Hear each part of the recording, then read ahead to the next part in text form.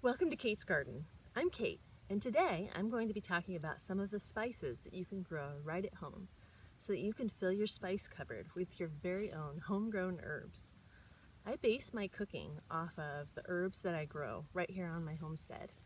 So my spice cupboard is full of mostly herbs that I've grown myself, like this parsley. So today I'm going to be going through some of the jars that are actually in my cupboard right now and talking a little bit about how I grow these and how I dry them to put them in my cupboard. So for starters, let's see, this is my sage jar. This one does not have a very pretty label, but sage is a perennial. Even here in zone 5, my sage bush is probably 4 feet across. It comes back every year. And so usually in the spring, I will cut my sage, I'll dry it out, and fill up this jar for the winter. So something cool about growing herbs like this is that you really don't need a dehydrator in order to dry these. Something that I do for lighter herbs like the leaves and flowers is that I'll chop them up, I'll put them on a cooling rack, and then I'll put them on my grow shelves in my living room. The lights are turned off this time of year because I don't have any plants growing there, and so I'll spread them out on the grow shelves, and then I'll just put a fan next to them, and that does a really good job of drying them out. Something else that you can do for those lighter weight herbs is to spread them out on a rack in your car. If your car heats up at all during the daytime, it can act like a makeshift dehydrator. And the reason that I try to avoid using a dehydrator for herbs is just because of the strong smell, especially with things like onion and garlic. But any of these herbs have a stronger smell that tends to stay in the dehydrator. So I try to keep my dehydrator just for fruits and vegetables and things that don't have a lot of smell to them. All right, next up we have cayenne powder. Cayenne is pretty easy to grow yourself. It is one of the easiest hot peppers to grow, even in a short season like we have here. So I grow these in my high tunnels, but you don't have to. These usually will ripen outside even in our short season. You can find cayenne pepper seeds lots of different places. I think these came from Baker Creek originally, and then I just saved seeds from them and replant those every year. So as your cayenne peppers ripen on the plant, you'll pick them, and you don't have to do anything special at that point. You can actually dry the cayenne peppers whole because they're usually small enough and thin enough that they will dry out on their own. If you wanted to, you could put gloves on and chop them up and dry them faster. But normally I just leave them whole and I put them out on that same shelf.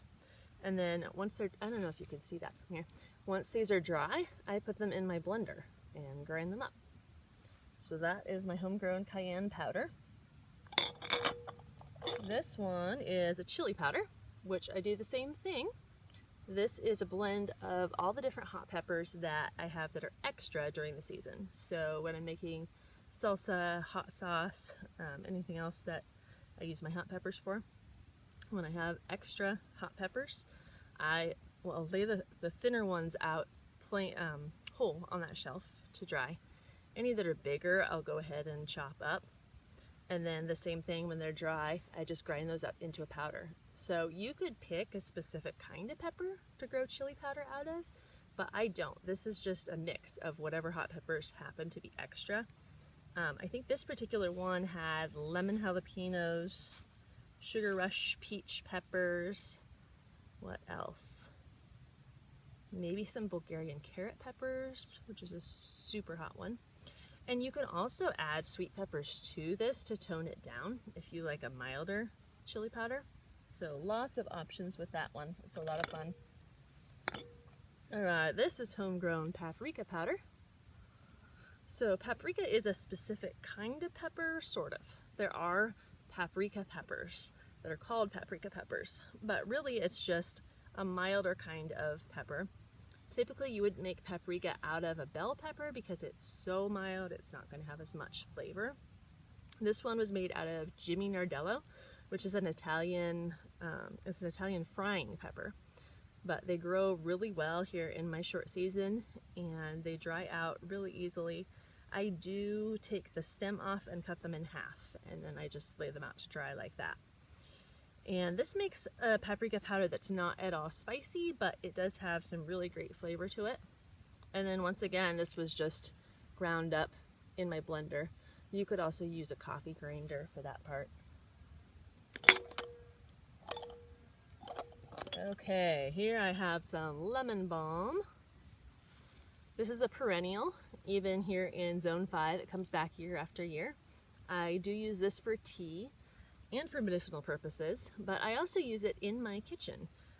It's really, really good on lamb. The combination of like the minty, mild minty and lemon flavors. So I'll just crumple up these leaves, crumble them up and put them on my lamb before I cook it. The same thing with mint. Mint is a perennial. I don't have a jar of mint handy here.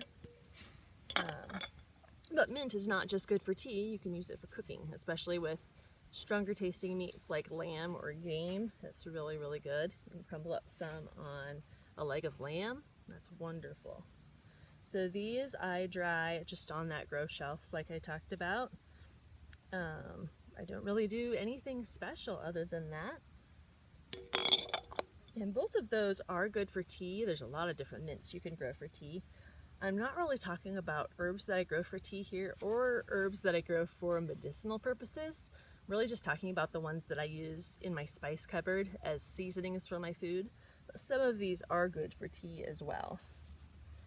Okay, let's see. This is parsley. This jar is kind of sticky because it's a recycled jar that I took the label off of, but that is what I have right here. Parsley is a biennial, so that means that it will grow leaves like this 1 year. This is first year parsley. And then its second year, it will make flowers and go to seed, and then it dies. So if you let it go to seed, it can reseed itself and come back year after year. But the same plants only come back 2 years, or 1 year after your initial planting, and then they die. So the parsley, you can cut throughout the season. Big leaves like this, I'll go ahead and chop this up and then spread that out on my racks on my grow shelf. Okay, next up we have cilantro. Cilantro is one that we're all pretty familiar with. It's great in all of those Mexican dishes. Cilantro is really easy to grow, but it is short-lived. So usually you can harvest it for a few weeks to a month before it bolts and goes to seed. So if you want fresh cilantro throughout the season, you're going to have to replant that probably at least every month. You could even do every 2 weeks to make sure that you have a continuous supply.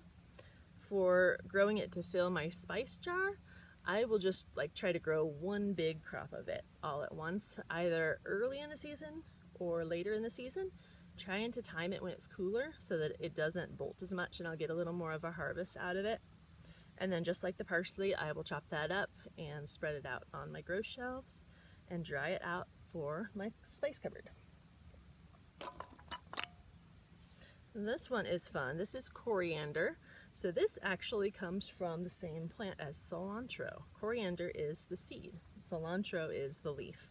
So if you do have cilantro that bolts and goes to seed, you can harvest the coriander seeds and add those to your spice cupboard. This one has whole coriander seeds, but you could also grind those up in a blender or a spice grinder if you wanted to. Next one is thyme. This one is a perennial, even here in Zone 5. It has kind of a woody stem. So typically you want to take that woody stem off, just pull the leaves off of the stem and spread those out to dry.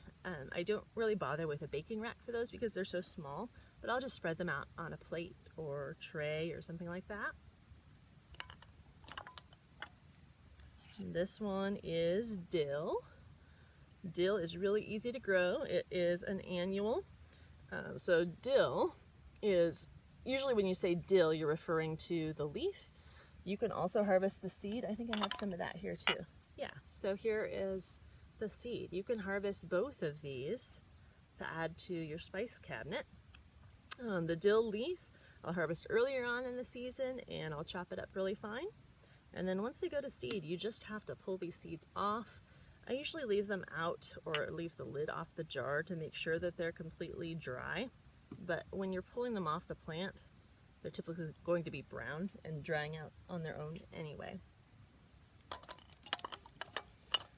Okay, this one is rosemary. My rosemary jar is actually empty, but I have a rosemary plant right behind me here. So this one is a perennial, but it is not frost hardy. So what I do with these is I grow them in a pot. This one is, I think this is a 5-gallon pot. And so then I will put this in a warmer spot over the winter. I have brought them in my house before. I've also overwintered in a garage that doesn't freeze, or a greenhouse, obviously, if you have one. So this one is, I don't know, maybe 5 years old. The biggest thing with storing these over winter is that you do want to water them first. Last year I made that mistake. I stuck some of these in my parents' garage without watering them, and they didn't make it over winter. But this guy is doing pretty well, and it's ready to be harvested. Just like the thyme, these have kind of a stickery stem. Let's see if I can, here, show you a leaf. These have kind of a stickery stem, so you want to go through and just pull these needles off of the stem. And then you can either chop these needles smaller before drying, or after you're done drying. You could put them in a coffee grinder or blender if you want them smaller. And honestly, I usually don't even bother with that. I just leave the full-length needles for most of the things that I'm cooking. That doesn't really bother me, but that's just up to your preference. So these are a lighter weight herb that's really easy to dry out. You don't have to really do anything special, just spreading them out in a really airy place, like I was talking about with most of these herbs that we're covering today. All right, basil. This one is one of my favorites. This smells so good. So basil is an obvious one that is easy to grow in your garden. It's an annual that's not frost tolerant, but I go through probably once a month during the growing season, maybe every 2 weeks. I'm not sure, I haven't timed that, but I'll go through whenever the plants get good size and just chop off as much as I can. Get a big bowl of this, wash it, dry it out. You can pat it dry with towels, and then spread this out in an airy place to dry. And so I actually grow multiple kinds of basil, and I like to keep them separate in my jars. This one I believe was a lettuce leaf basil, which comes from Baker Creek. I like that one because the leaves are so big that it's just really productive. But it has your typical like Genovese classic basil flavor. I think I have another one in here. Yeah, so this one is aromato basil. This one has a little hint of a licoricey flavor, and it's really pretty when it's dried. It remains purple. I don't know if you can see that in the jar. So I will label that separately and keep that separate. This year I have some lemon basil out there that I will probably do separately and label it separate, because you can use these in different kinds of recipes. You don't always want this anise like licoricey flavor from the aromato basil. Sometimes you're just going to want like your classic Genovese basil for a recipe. So it's fun to have some different options there. All right, next up, celery powder. A lot of people don't really think to do this, but celery powder adds a little bit of like sourness, bitterness to a recipe. I use it in a lot of different things, especially in meat. It actually has its own nitrates. So if you are doing nitrate-free meat, this adds like a hint of preservative to it. Since you don't know how many nitrates are in this, I wouldn't rely on that to preserve your food. But if you're using a food preservation method that already works well on its own, you can add in some of this. So for example, right now I have some ham that I'm making in my refrigerator, and in the ham brine I added a bunch of this celery powder. So to make this, you just grow celery. When you grow a celery plant, the top half of that plant is just going to be leaves. It's not going to be stalks like you see in the store. When you buy celery in the store, those stalks are just like the lowest, maybe a third of the plant, and they've actually cut off a lot of that. So I don't want to waste the stalks and the leaves, or the taller part of the stalks and the leaves. So I will dry those and grind them into celery powder. And that's one that I do like to put in my dehydrator because it's not really strong flavored, and I can I can dry more at once just by putting it on there thicker instead of having to spread it out in a really thin layer on my shelf. And then this one is just ground up in the blender to make powder.